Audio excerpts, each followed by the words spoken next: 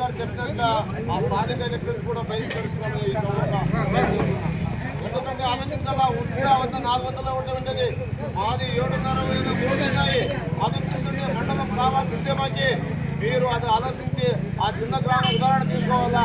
వాళ్ళు ఈ రోజు కూడా ఎలక్షన్స్ బాయ్కట్ చేస్తున్నారు. మొన్న కూడా పిలిచినారు వాళ్ళు, మేము చేయము, మేము ఏం కోరుకుంటామో వాళ్ళు తెస్తేనే మేము ఎలక్షన్ జరుపుతాము, లేకుంటే జరగనే లేదని అన్న కూడా చెప్పేసినారు వాళ్ళు. అది ఆలోచించాలా. మనం ఇంత పెద్దగా ఉండి మేము సాధించుకోవాలి తప్ప వేరే మార్గం లేదని ఈ సభలో తెలియజేస్తున్నాం.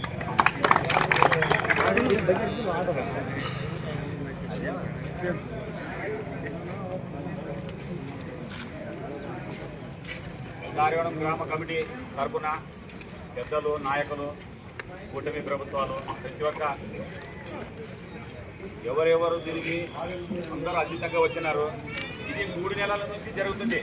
మా పెద్దారివరం మండలం కావాలి, కర్నూలు జిల్లా కావాలని, ఆదోని జిల్లా కావాలి. కానీ ఇక్కడ ఒక చిన్న పెద్దలంతా చెప్పినారు. మేము ఒక విజయవాడకు 4 వెహికల్ పోయినాం. ఇక్కడ పెద్దారివరం గ్రామం కమిటీ తరపు నుంచి ఒక మంత్రి గారు చాలా మళ్ళీ మేము మాట్లాడదు, నా మాట ఎందుకంటే బూతు మాటలు వస్తాయి ఎక్కువ చెప్పినాము.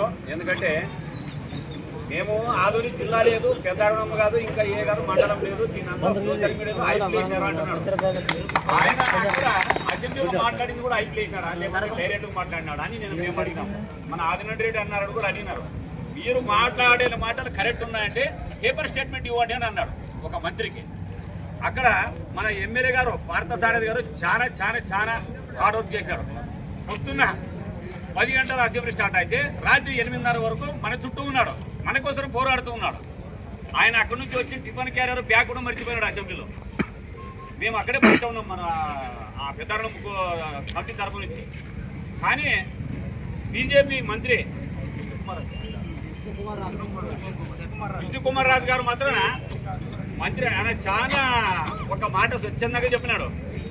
2,60,000 జనాభా ఒక్క ఎంఆర్ఓ ఏ కాలంలో ఉన్నారు మీరు అన్నారు ఆయన.